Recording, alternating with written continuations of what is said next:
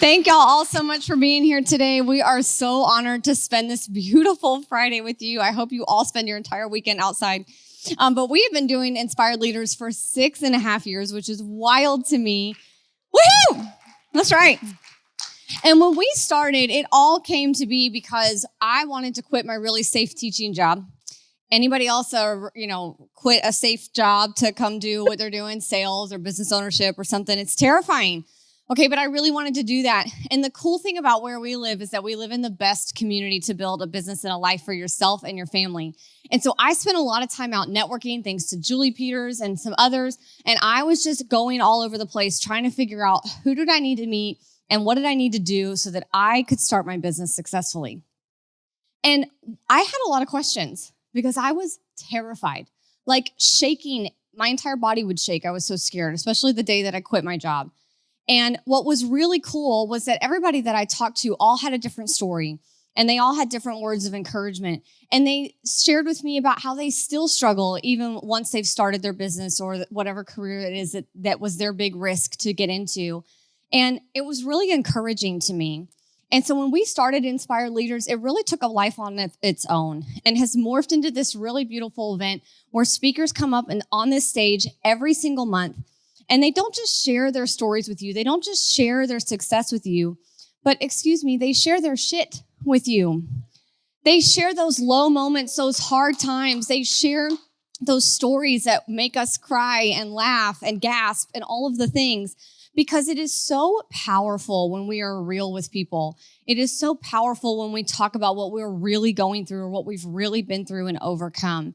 And so every single month, these people are brave and bold and standing up on stage in front of a bunch of strangers, bearing their souls to you, because we want to make sure that each and every one of you knows that you are not alone on your journey. The things that you go through, the struggles that you face, all, yes, are insurmountable sometimes, and you don't know how you're going to keep going.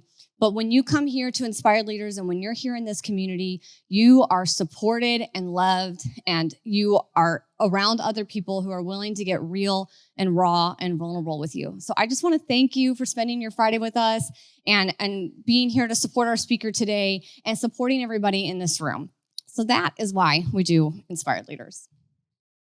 So we're going to do something a little bit special today. We've given out an Inspired Leaders Leadership Award a couple times now. It is a very special thing for us because we could not do this event without the people that help us every single month to get set up, to, keep everything moving during the day, all the stuff that goes on in between.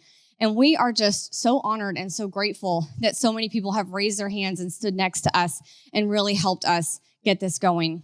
So this award today goes to somebody that you all know and we all love very much.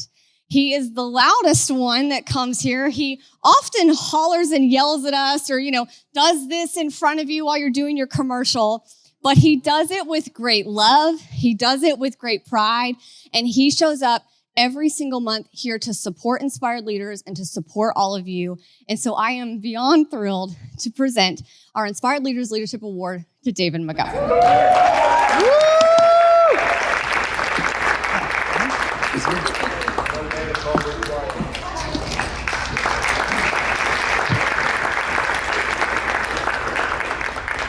Captain for Swipe, I've got a solution for you.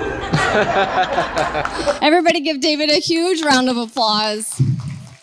Thank you, David. We could not do Inspired Leaders without you, and we're so, so grateful.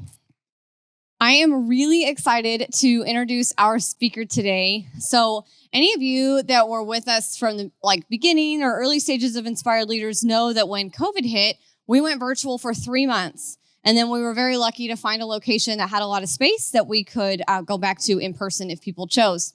Well, during those 3 months, Betirri spoke to us. He still showed up for us with all of his energy and all of the love for what he does and for the life that he lives, and shared his story with us.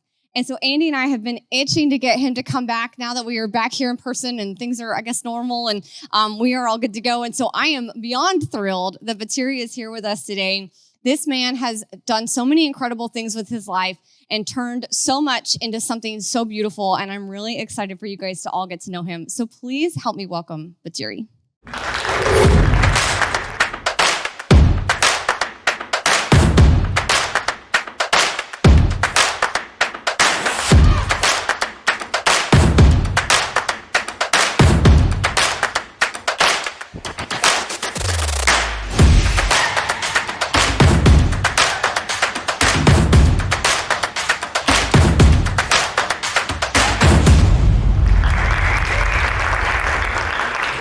So hello, yes, I'm Betirri. I'm very, very happy to be here today. I'm very nervous because this is the first time that I will be sharing this as my story and what's behind my story as an artist. But I'm also very excited because I think it is important for me to share it and important for everyone to know what's behind the artistic practice.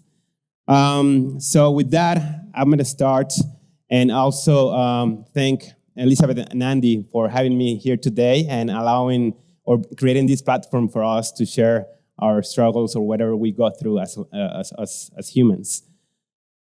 So when I started working on this presentation and I got the invitation from Andy and Elizabeth to participate today, I was thinking I needed to really go on the roots of my life in general. I was looking at what has happened to me or how I have become an artist professionally. So I really wanted to go down deep and get to the root. And I wanted to start dissecting some words. So I was looking at a struggle, and one of the words that we all share as humans, and why we have those struggles. So just by realizing the meaning of struggle, which essentially it's a forceful effort to get free of a restraint. And by having that, I was thinking, well, what life will be without struggles? And I asked actually AI, and it gave me this answer. And in general, I think if we have no struggles, we had no struggles as humans, I think our lives will be meaningless. It will be very monotonous. But at the same time, they help us to grow and to find our potential. So I think struggles are important. And by saying this, I'm going to share my own perspective, my own journey, and my story with you, which actually it's really, really full of struggles, of obstacles that luckily I have been able to overcome and find resilience. So first, I was thinking about two different words. One word that I'm always exploring with my artwork, which is identity. And if you see the meaning of identity, really it encompasses the memories, experiences, relationships, and values that create one sense of self. So when I look at words, for me, it's just very interesting to learn the meaning of it. And the one word that really caught my attention here was sense. So I was trying to see what sense meant. And sense is a feeling that something is the case of. So by having these two words, I was thinking, okay, who am I, right? And I was thinking about these different areas where all my struggles really lie into. So I identified, or I saw that my struggles were part of my sense of identity, who I am. They were part of my sense of place, where I am, and the sense of belonging on how and where and what I'm doing with my life. With this, I was also exploring the meaning of sense of identity. So the sense of identity is a person's understanding of who they are, including their values, beliefs, goals, and how others perceive them. By learning the meaning of this, I thought it was very interesting to see who I was and how everything was becoming since I was a child. So I will be sharing my story since the beginning and who I think I was and who I am. And with a sense of identity, I know that I was born in 1982 in Puebla, Mexico. I was I was born to a middle low class family. I was very, very introvert, very shy. I remember everything, instead of really trying to express myself, I was always just looking at pictures. So it was very hard for me to communicate. And I was very quiet because of that. And I knew that I loved soccer and that I loved to draw or paint. So I love art. I also knew that I was born in a place and a time where there was no war, there was no discrimination, there was no genocide, and that I was healthy. So by realizing that I had that these were facts when I was born, I I kind of felt very privileged and lucky. So I will start with my story. This is me. I was 8 years old. My parents had put me in the academy in Puebla, soccer. I was very, very happy to join this academy because of my love for the sport. In Mexico, it's a sport that it's the only major sport that people follow. We have other sports, but this is the one that really we're passionate. This happens in many countries, in Brazil, in Argentina, and many countries in Africa and Europe. So in Mexico, there is no difference. And as a child, we all have the dream to become a soccer professional player. But I realized that I was having some difficulties breathing around 7 to 8 years old. So I developed asthma.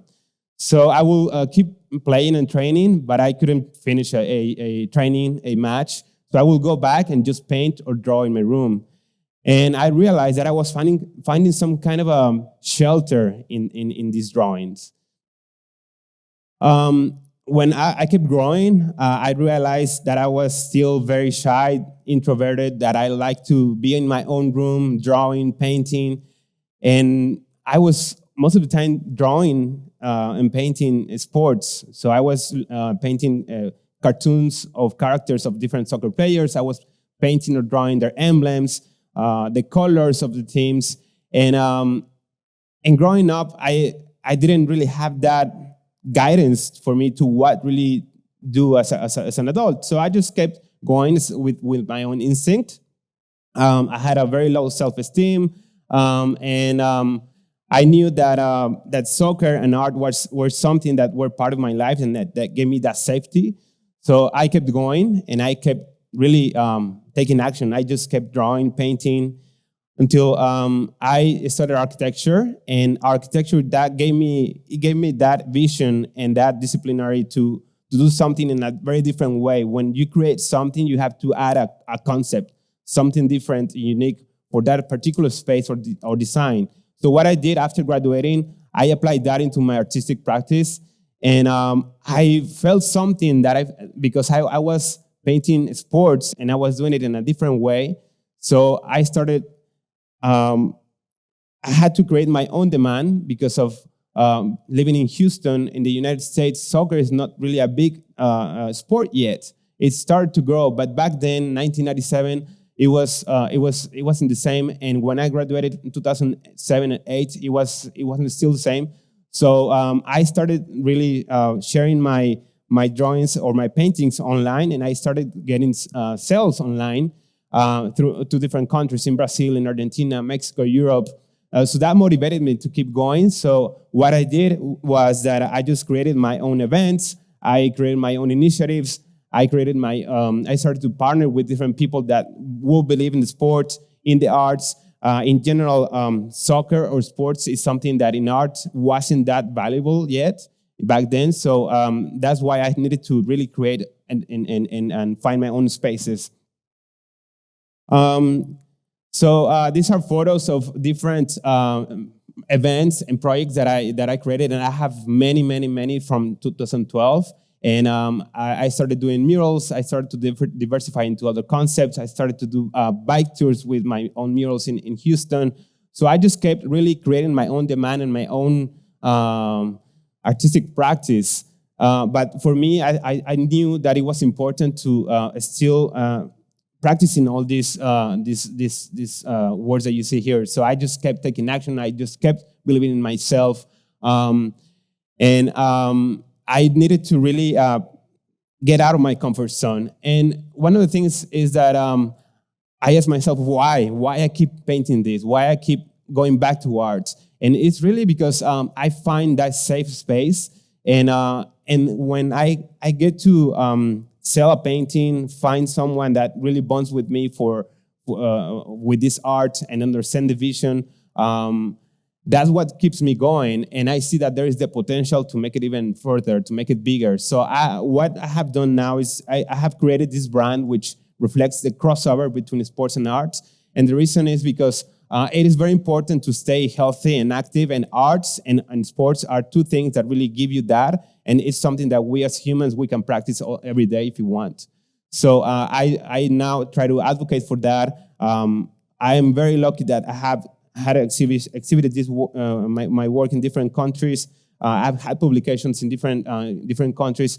All this recognition, it's full. It fills me, but it's not really part of my who I am. So at the same time, while I'm right now here standing with you, sharing my story, sharing this recognition and what I've done, is still I go through struggles. I go through moments in time where still I have clients saying, "Well, we're gonna hold off for these projects," and most of the times they come they go on at the same time. So I have 4 or 5 projects still pending. People still waiting to make payments. I have, for example, I have applied to different proposals. As an artist, you have to make a proposal to different entities where they accept your proposal. So this year I have applied to 10, and none of them have gone through. So still, I find myself in a very, very vulnerable place. But I know that that it's a matter of timing, and also of going back to our own restraints. Sorry. With this, I just wanted to share that that was my artistic path, and after thinking about my identity and who I am, because now I think that I am this person that represent the sports, the crossover between arts and sports. I was thinking, well, I think there is something where I still need to define or know why I have these struggles. And one of them is the sense of place. After also realizing, going through the roots of my struggles, I realized that I was having all these struggles that explains. It is explained by this definition of sense of place, which is the way people experience and interpret a location and the emotional bonds that they develop with. So with this, I will share that I was born in Puebla. I will go a little more in detail because I think it is very important to know that why I chose architecture, why I'm doing what I'm doing, and it goes back to where I was born. So Puebla is a city southeast of Mexico. It's a very colonial place, full of culture, art, gastronomy. If you know Cinco de Mayo, that was fought in Puebla, Cinco de Mayo. When I was in Puebla growing up, the first time that I experienced that sense of place was when I was in middle school. Actually, from elementary to middle school, my parents' financial situation was very bad. So they had to switch us, my siblings and I, from a private school to a public school. And for me, I didn't know about like the financial thing, but it was more about the bonding with my friends because I had already developed friendship with all these classmates. So for me, it was very hard to go to another school, and I sensed that, or I felt that sense of place, and it was hard for me. The next one was when I migrated to the United States, 1997. Like I said, coming from Puebla, it's a city that was founded in 1531, and coming to Houston, to a city that I feel is a young city because it was developed in 1836. So that sense of place for me, that was also very, very difficult because I had to now adapt to another culture. I needed to learn another language, and even for me, it was just harder because I was very shy, very quiet. So even I barely spoke Spanish, so I needed to now learn another language to communicate. And it was just different. 1997, it was a time where Latinos were discriminated a lot, and I didn't realize what was happening. So my friends that were from Central America, Mexico, they didn't want to speak to me in Spanish because they were fear of that discrimination. So I didn't understand that. Then the weather in Houston was very, very hot compared to Mexico. In Puebla, you have around 70 to 75 degrees most of the year. So coming to these hot summers, it was very hard for me to adapt. And then I have also some of the misconceptions of what the United States was, because I never thought that I would be coming here, and all I knew was the movies. So I will see any kind of movie, and I remember the schools being so cool at universities and coming to the United States, I came to a school, a high school where it was just full of gangsters, and it was just very hard for me to understand what was happening. I was bullied a lot. So going through all these experiences, it was just tough. But I knew that I needed to overcome this. But what I did was that I pretty much tried to understand what was happening. And when I started architecture, I realized that I was in a place where there was a lot of opportunity to do here. Even though it was hard for me to stay, I found opportunities to really start proposing and to take initiatives because of I feel the city being so young, there is not that much bureaucracy like you have in New York, Chicago, LA. So Houston is a city that it's young, it's full of opportunities, and you have so much to give to the city. I feel, and I took that route. So also, what was happening back then, when I was growing up and becoming an artist, I felt that I needed to find my own demand. So I knew that in Houston there was a lot of wealth, but the wealth doesn't really mean culture. So when I realized that I was doing art, I was becoming an artist and finding my own demand, clients. Not everyone that will have the economical resources, they were interested in art. So still, it was just like all the time finding that struggle and finding that path for me to go to the next level. So what happened after the years of doing doing art, and I kind of actually had to leave architecture on the side because of doing art. A few years later, I was able to integrate architecture into my whole artistic practice with a couple of projects. One of them is the development of a linear urban park in East Downtown. It is called Gold Park. And this project has been now, it is a reality that we proposed about by the end of 2016. And actually that was through a struggle because I was trying to get a mural from a client back then, and that didn't happen. So I was thinking, well, I think this area has this potential to make it into a park, to make it a better space.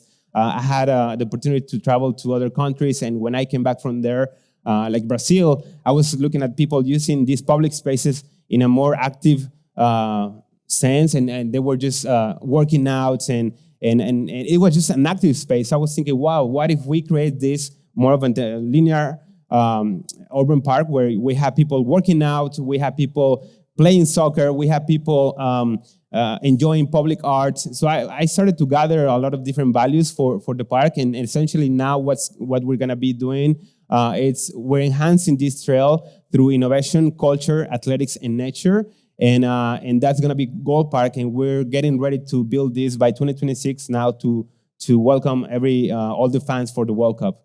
And also, I thought that this happened because going back to the sense of place, I knew that I needed to create some type of landmark. So something where I was doing with my art, I needed to do it in a different level in architecture.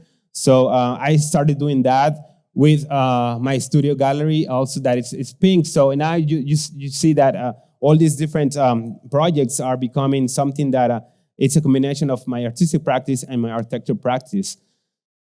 And every time I do this, and I think, why I keep doing this? If there is so much struggle, there is so much. It is not always finding the easy route. So in this case, for sense of place was really just to give back to the city and to the community, because I feel that I chose this path of becoming an artist, and now I live out of this, and it is just a way for me that I need to give back. And after realizing that I needed to also go back to another area where I had a lot of struggles, and that was more of not of a professional side, but my own personal struggles. And I realized that it was through the sense of belonging, and the sense of belonging is the feeling of being accepted, included in a group, and the emotional need to be part of something greater than oneself. I think this is something that we all go through. It's very normal, and we as humans, we need that feeling of being accepted, of feeling of being loved. And when we don't have that in our lives, that's when we find that struggle.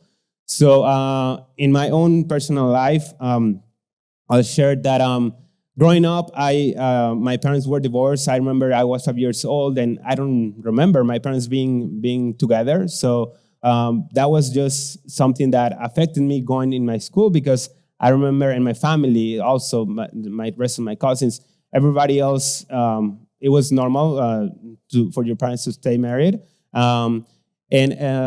So for me, I was thinking, well, I'm not really fitting in society when I was a child, or I was not really belonging. So I was always comparing myself. And then my parents having this financial situation, also I was comparing with other friends, switching from a public school to a private school. I was always comparing myself. So I always went to that struggle of not belonging to that certain group of people. And then when I grew up, I became an adult, and I had to really be responsible for my own decisions. And I chose arts. So by choosing arts, it is a way of really not belonging to most of society, right? So it's a path that you are alone. So I felt very isolated for a long time.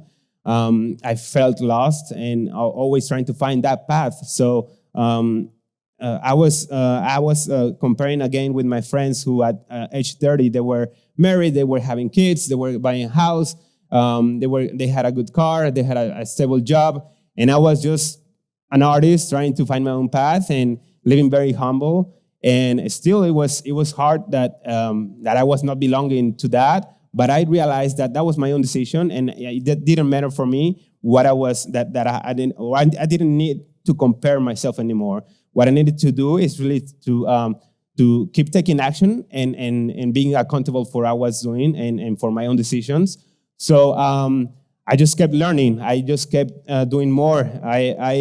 I pushed myself again out of the box, and out of the comfort zone, and thinking outside of the box.